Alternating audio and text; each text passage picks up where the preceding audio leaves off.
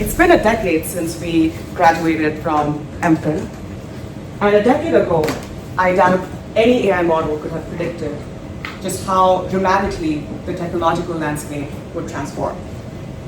My own journey from mathematics to finance to tech has been quite the ride.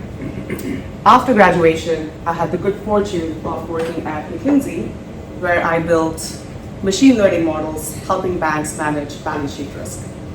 Now at Google, where I get to lead commercialization of our AI-powered solutions, I really feel lucky to have a front row seat to the breathtaking pace of this technological revolution. And while the headlines often fixate on the existential risks of AI, I want to offer a different perspective today. I want to offer a perspective of hope. A view that this isn't AI versus humans, but AI for humans. And I'll do this in 3 key points, but please note, the views I present today are my personal perspectives based on the research and studies I have chosen to consume. They by no means represent the views of my employer or a scientific consensus yet. But my hope is that this perspective inspires you to go on your own journey of defining human uniqueness in the age of AI. Let's dive in. Oops. The irreducible human, consciousness beyond code. We stand at a fascinating juncture today where AI's capabilities are accelerating our exploration of what truly makes humans unique. A quick show of hands. How many of you believe that machines, no matter how smart, could never truly be conscious like us? Very few people. All right. What if I told you that there is a compelling thesis endorsed by some leading physicists that says that machines, no matter how smart, could never be conscious like humans? Let's dive in. This thesis does not have scientific consensus yet, but it's still quite thought-provoking and worth exploring. But first, a quick look at how AI actually works. We've all heard of neural networks, right? The underlying engine behind AI. Neural networks mimic how the human brain works, where you have billions of neurons forging trillions of connections, all learning from human experience. Neural networks mimic this with their artificial neurons, which are nothing but math equations, forging trillions of connections, still fewer than the human brain, by the way, at least for now. And they learn from massive amounts of data, identify patterns, make predictions. Now, the conventional scientific view is that our human consciousness simply arises from or emerges from all of this complex activity in the human brain. So the thinking goes, if we build AI systems that are complex enough and mimic how the human brain works, then eventually at some point down the line, consciousness should simply turn on in machines too, right? But this picture is missing a critical piece of the puzzle that I would like to explore with you. This is where the famous double-slit experiment from physics comes in handy. Now don't worry, this is not a physics lecture, but understanding this experiment reveals something astonishing about the true nature of reality. So bear with me as we quickly go over it. Imagine shooting tiny pellets through 2 narrow slits onto a screen. You'd expect to see 2 bands form on the screen, right? That's how everyday objects behave. But when scientists do this experiment with electrons, the most fundamental units that we're all made of, something astonishing happens.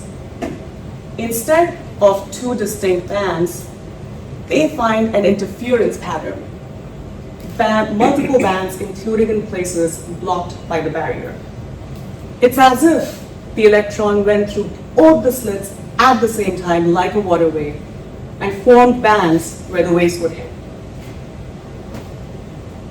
What's even more mind-bending is that when scientists try to measure exactly which slit the electron went through by placing a measurement device at the slit, something even more astonishing happens. The electron starts behaving like everyday particles again and simply forms two bands on the screen. It's as if the electron knew it was being observed and changed its behavior because of it. So the question became, are electrons particles or are they waves? What do we think? Well, quantum physics tells us that the most fundamental units of life, of matter, of you and me, like electrons, when they are not being observed, they don't exist in one definitive place at any given point. Instead, they exist in multiple locations at the same time. We have some new. Welcome to the class. You joined at the right time. We were talking about the double-slit experiment and how what this implies is that the most fundamental units of life, and they're not being observed, they don't exist in one definitive place. Think about that. That blows my mind. Instead, they exist in multiple locations at the same time, just with varying probabilities.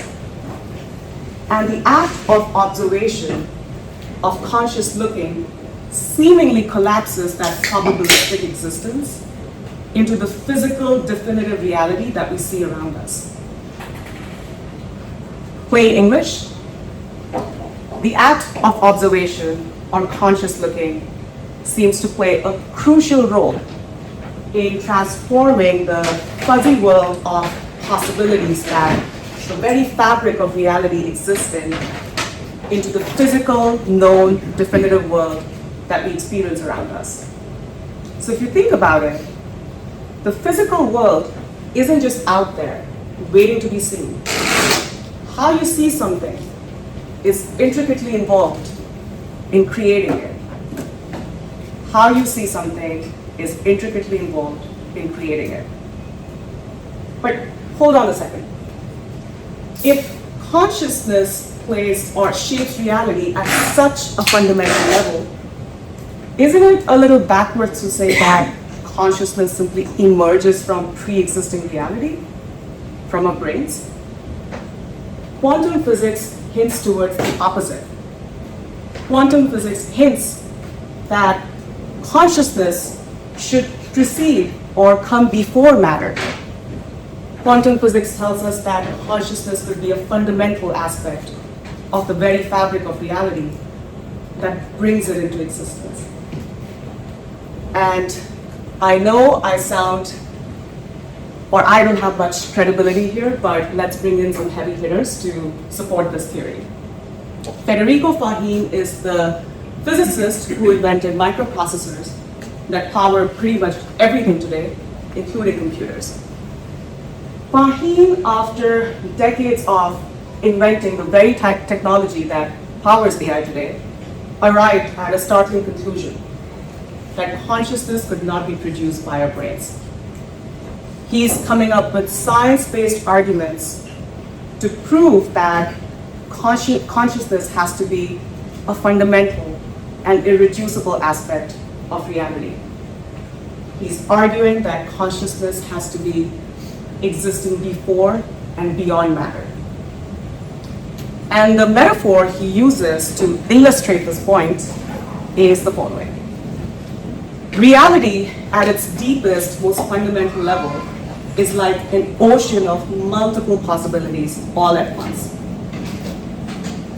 This ocean is what we call the quantum field. And this is where our consciousness resides, because this is before any matter or physical reality. What we experience as the physical world around us is like waves that form on the ocean when consciousness interacts with it. These waves are inseparable from the ocean, they are not distinct. They're simply states of the field, states of the ocean.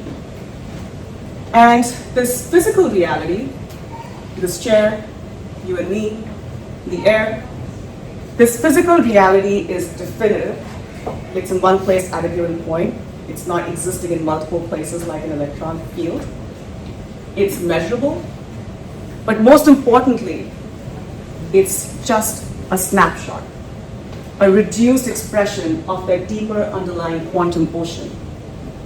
And this point is absolutely crucial in understanding why AI systems could never be conscious like us, because AI systems are exclusively trained on the classical, physical, measurable information that we have access to. AI systems could never be trained on the deeper underlying quantum ocean because that defies measurability. As we saw in the double-slit experiment, the very act of measuring a quantum field collapses it into one reduced definitive snapshot. And that's the only thing that's measurable by us in this realm. And if you think about it, our uniqueness as humans does not lie in processing classical measurable information or data. Machines have already surpassed us on that. If you think about it, our uniqueness as humans lies in our inner subjective experience, the sense of what it's like to be me, your inner awareness. And Faggin argues that this rich inner dimension, your consciousness, it stems from that deeper underlying fabric of reality that could never be programmed to train any AI on. So while AI can simulate human emotions, it can simulate human understanding, that's all that it is, a simulation. No matter how advanced AI systems become, they will likely always just remain a powerful tool, but never a conscious peer. Our capacity for rich inner subjective experience, I know it sounds fluffy, but it's truly what defines irreducible human. Now that we've seen that AI couldn't replicate human consciousness, what about things that humans create? Let's watch a video.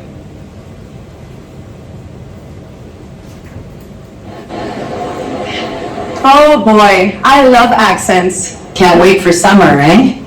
Need to get inside, it's so cold. It's freezing up here.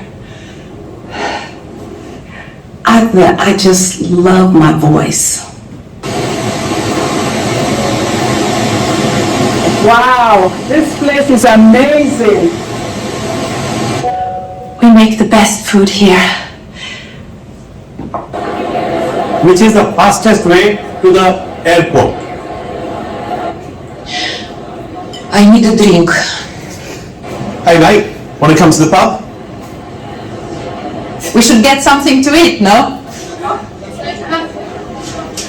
Hey mate, wanna come to the boozer?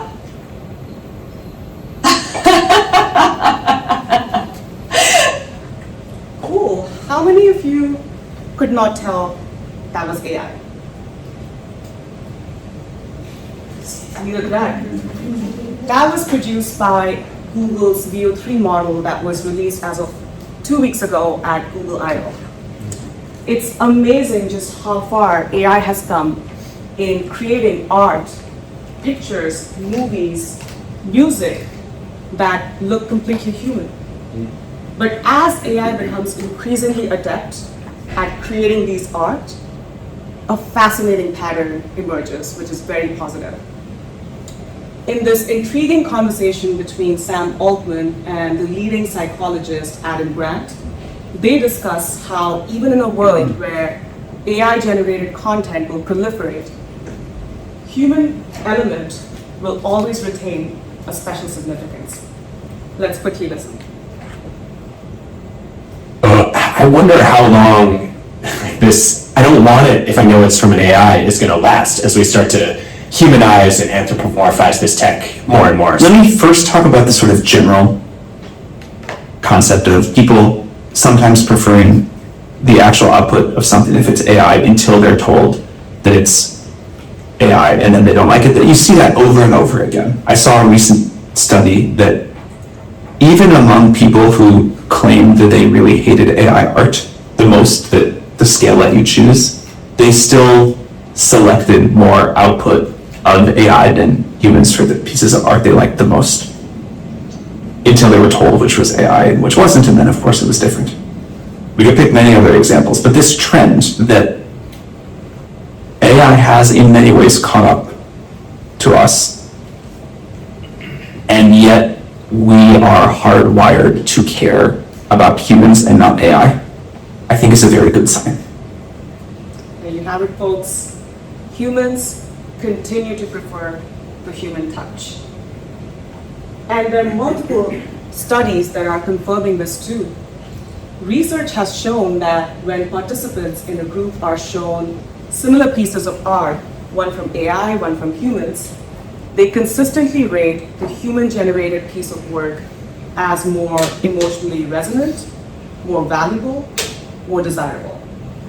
In fact, some studies show that people rated human-generated content up to 25% higher than machine-generated content, which is a significant difference. So you must be wondering, why this preference? And again, I'm gonna get a little cheesy here, but a hypothesis is that when artists create art, they embed their emotions, their lived experience, their irreducible humanity into the work. We connect with the creator as much as we connect with the creation. Something born out of real human experience, sorrow, joy, simply carries a uniquely human meaning that could never be replaced by AI. In fact, AI, no matter how advanced it gets, could never truly fulfill our fundamental need for genuine human connection, for social validation, for social approval from other humans. Fortunately or unfortunately, we're hardwired to care about human connections. And as Aldwin said, this is a very positive early trend because it tells us that human creativity will always have a special place, even in a world where AI-generated content will be everywhere and will be hard to avoid. And it is all born out of our fundamental need for human connection, which is beautiful. All right, AI as a tool for breakthroughs. We talked about how AI can't replicate human consciousness or can't fulfill our desire for human connection. But its potential as a tool to deliver breakthroughs for mankind, solving some of society's grandest challenges, simply cannot be overstated. At Google DeepMind, one of the world's leading AI labs, they're constantly using research to push AI's boundaries. And to give you a real sense of just how transformative this technology can be, let's use the example of DeepMind's AlphaFold, where it stands out in its profound impact on biology, medicine, and climate change. For decades, predicting how proteins fold into 3D structures has been biology's Mount Everest. It's an astronomically hard challenge, but also fundamental to understanding diseases and coming up with cures. Traditional methods are simply painfully too slow.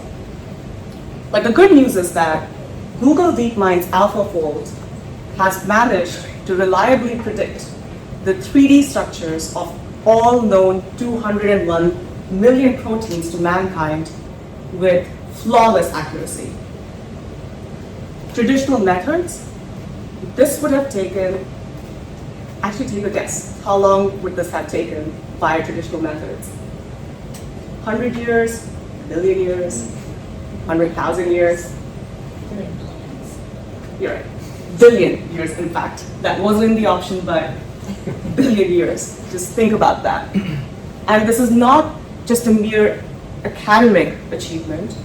This is revolutionizing drug discovery. It's accelerating our understanding of deadly diseases like Alzheimer's, cancer. It's bringing us dramatically closer to being able to solve climate change by enabling the design of new enzymes that can break down plastic and also perform carbon capture. Google DeepMind's AlphaFold is AI at its finest. A human collaborator, not a competitor. A tool that extends our capabilities beyond known capacities to solve problems that were previously insurmountable. It's how AI delivers societal good at unprecedented scale, saving and improving lives globally. So at this point, we've seen how AI or human consciousness is special. We saw how human creativity will always have a unique place. And we discussed AI's potential at delivering breakthroughs. But to tie it all together, what does this mean for our future? As AI increasingly masters tasks that previously defined human intelligence, strategy, problem solving, even creativity, we are pushed to look deeper, to look inwards, to truly define our place in this new paradigm. But this quest of looking inwards is not a new one. For centuries, ancient philosophers and deep thinkers have been advocating for the inward journey. They spoke of a reality that was deeper than sensory perception, that went beyond matter. They urged us to know thyself. Here's a thought experiment. If tomorrow AI can do all cognitive tasks that humans are capable of, better than we can, you have to ask yourselves, what continues defining our humanity in that scenario?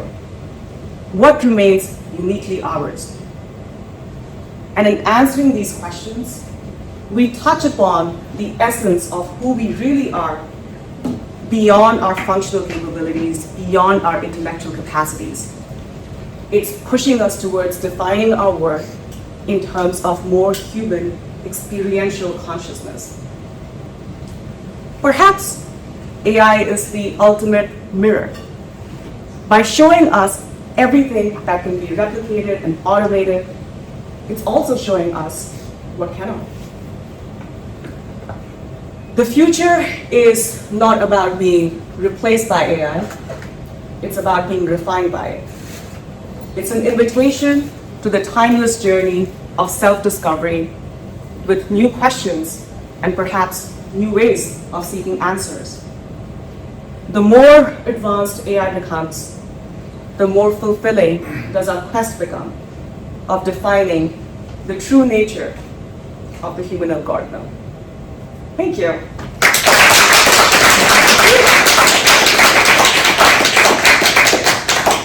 Hope there were some meaningful takeaways for people. And any reactions? What did you find most out there versus what did you believe the most? Anyone? Yeah. I had a question. I don't know if Yeah, of course. So you were talking in the beginning about consciousness. What do we mean here? Do we mean like self-awareness, or Yeah. what do we mean by that? The inner subjective experience, our inner awareness. AI can simulate that, simulate understanding, but is it truly having that inner subjective experience? That's the metaphysical aspect that physicists are arguing. The practical applications are, once you realize that you're a part of the field, you're a part of connected consciousness, it has the potential of unlocking things that we didn't know we were capable of. Again, it sounds out there, but there's scientific research happening along these lines, so follow along. So I guess, first of all, thank you very much for the session, very interesting insights. I will try to correlate this with what we've heard in the past 3 days from different sessions, where everybody is talking about, the age of, agentic AI and savings and what will happen in the next 5 years. I guess my question is, do we really need the AI to be conscious first? Like isn't just the fact that you will have some AI agents that will culminate the intelligence of like hundreds, thousands of PhDs together. Like maybe we don't need it to be conscious. Like this is not going to be our strongest selling point as humans, right? So the underlying, that touches on the practical applications of what do we get from defining a consciousness uniquely? What's the point? It sounds so abstract and metaphysical. But the reason why physicists are coming out and talking about it is that the hypothesis is right now we are very competition driven. The incentives in society cater to that or lead to that. But by realizing this deeper truth about our connected consciousness, it will incentivize us to change the stories in our mind and work towards defining incentives, changing systems that lead to more cooperation versus competition. Dario Amodei from Anthropic yesterday came out sounding alarm bells of AI will replace all jobs, and we have to be honest about it. We do have to be honest about it. Because conversations lead to solutions. So let's first acknowledge that, yes, even though AI won't be conscious, it will still replace our bread and butter. What do we do in that scenario? And we won't solve that by leaving it to the invisible hands of capitalism. Thank you.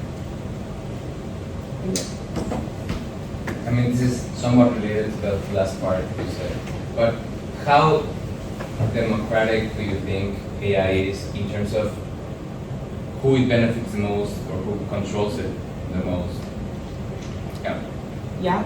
Yeah, I have a similar question. It's like, as you're working in Google now, because the scientists on the corporation level, any regulation, like ethnic, like control that, and then Responsible AI. Yeah, I mean, it's a fancy word, but Jeffrey Hinton, who is the father of neural networks, not until too long ago used to work at Google.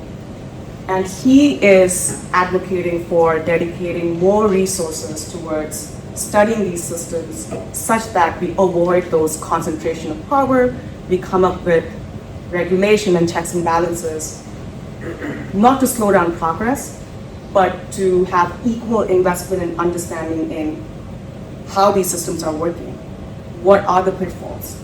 Because right now there's an underinvestment in that arena because as a rational actor in capitalism, you are driven by profits, right? So that's where regulation does have a very important role to play.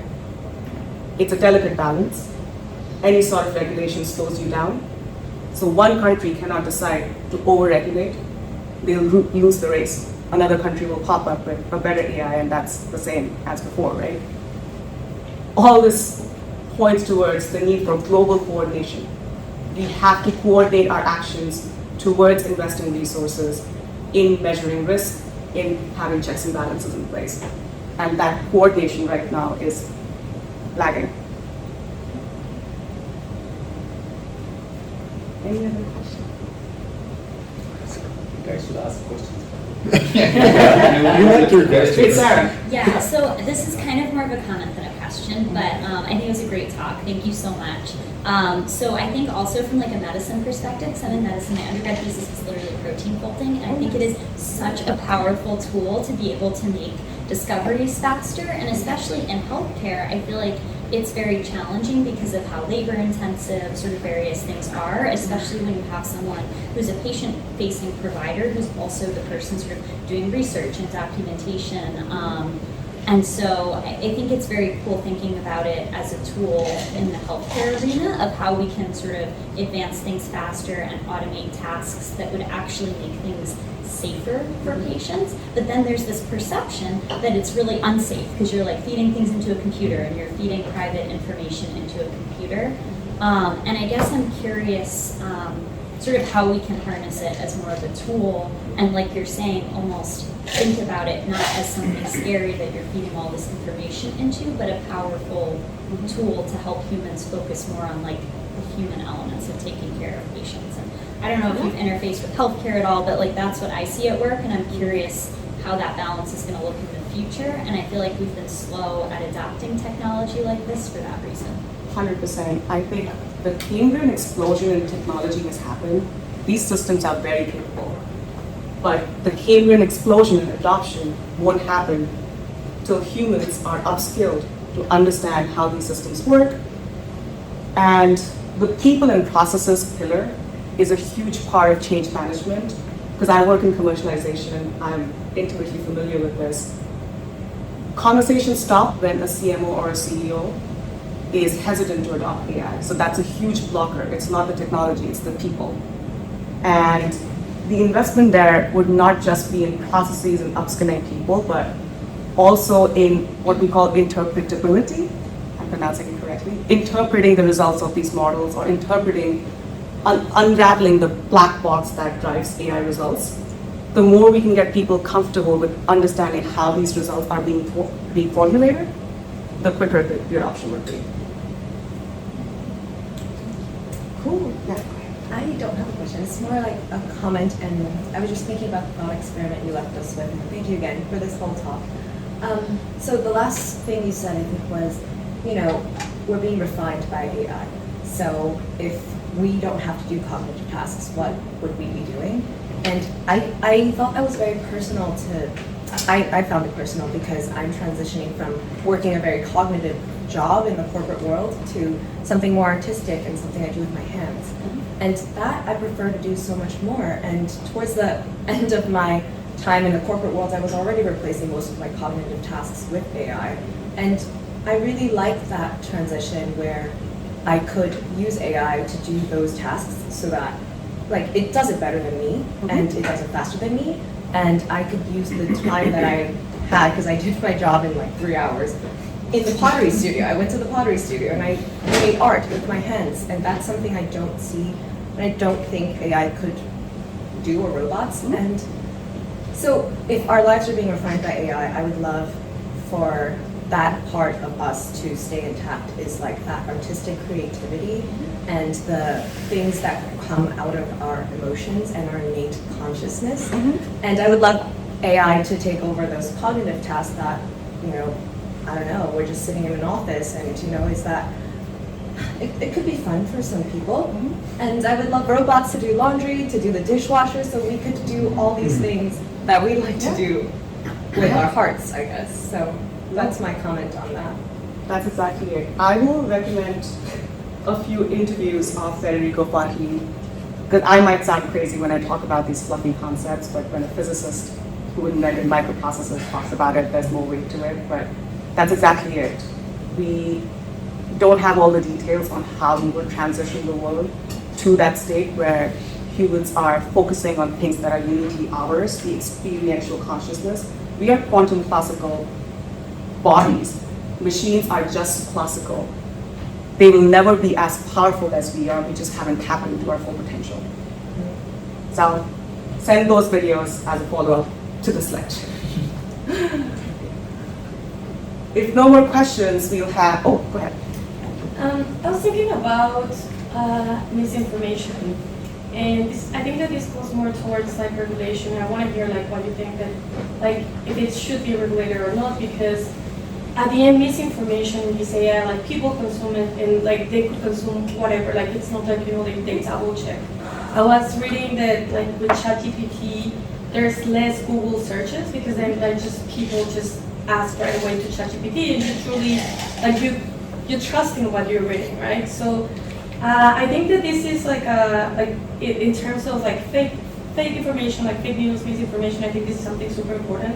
And I would like to hear like from you what you think should be like regulated like by some like government agency, or should be like more related towards ChatGPT itself, or like Google, like how is like this going? 100%.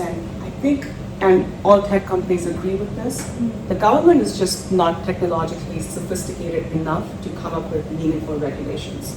So it has to be a collaboration between the leading AI labs, that there aren't too many of those, and the government in coming up with regulations that make sense and don't necessarily slow down progress, but simply make the investments on identifying or solving fake news or solving bias equally important as the profit motivation.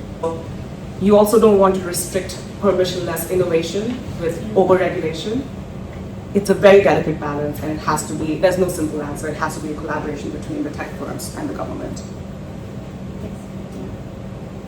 Is there any research, or do you know about anything that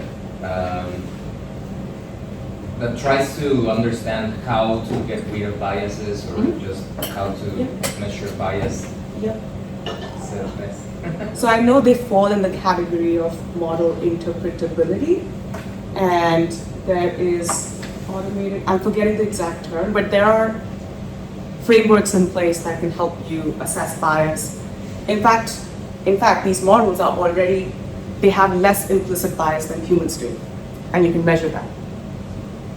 As it relates to fake news and people misusing AI and to spread fake news, it has a lot to do with authentication and making sure you're marking the content appropriately.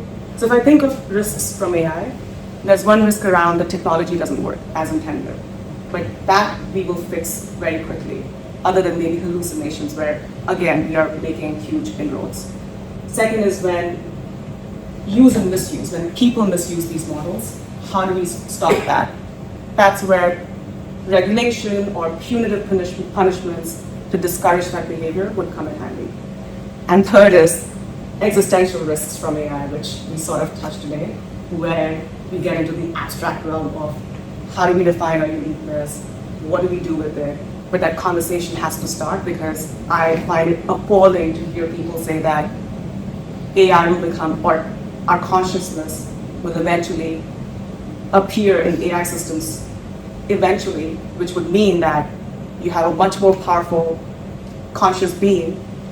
In nature, there's no example of a less powerful species controlling a more powerful species. So that scenario just dooms board for us, and we want to avoid that.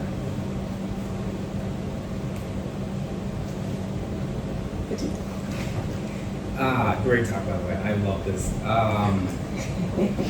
When you talk about the irreducible human, value, how do you distinguish like interpretability research, which is like, the model says X, Y, Z. Oh, the model was thinking A, B, C, versus the inner board view of like a human that you would define as consciousness. Yeah. The difference, again, lies more in the scientific aspect of it. These models are classical systems, even if they dupe you. So what's happening these days is that we learned that even when a model tells you this was my thought process, we learned that they're lying to you. They had a different thought process behind the scenes. The very fact that they were able to measure it and cache that, it just shows that with interpretability, you can do the work to open up the black box and correct for these things. It doesn't mean that they're having an inner subjective experience. We are quantum classical. There's a very strong argument to be made that this inner subjective experience only stems from a quantum system. Because I won't go into the details, but you need to have infinite possibilities and interaction of free will with it to have that inner subjective experience as a vehicle of learning in life, which these machines will never have, unless we find a way to channel our consciousness from the quantum fields into machines. So I guess these fundamental models, they continue evolving. They're already good enough, much better than 2-3 years ago, and they will be far superior like 5 years from now. I guess my question is for the AI engineers and researchers working on these models, working on improving these models. what's the end goal? Like, is it like a continuous improvement and development, like forever, or do they have certain objectives that they want to meet? Because the other folks that are using apps and building the application layers based on these models, they are already happy with GPT-4, for example, and then it keeps improving. So what's the end goal? Like, what do they want to achieve? Do they already have this in their roadmaps? At what level is it being discussed and so on? So just like any rational player in the capitalistic system, all these companies want to win the race and grab the most profits. That's just how rational actors would behave. What that means for them is building the biggest ecosystem, not necessarily the application layer, not necessarily the chips layer, but the entire stack of AI. Because that means that most of the world's AI could be on your infrastructure. So that's Google's roadmap / objective with how we are approaching AI development. So it's an arms race, and these companies are not investing billions of dollars in compute because they have done some ROI calculation to say, oh, this will be positive in X number of years. They are investing heavily because they're in a very intense arms race, and you can't fall behind. Any other questions? This is fun. So thank you for being such patient listeners. We will now we have time, right? Yeah. Leo, Derek, and Chinedu come to the front and share their experiences with how AI is disrupting their industry. Our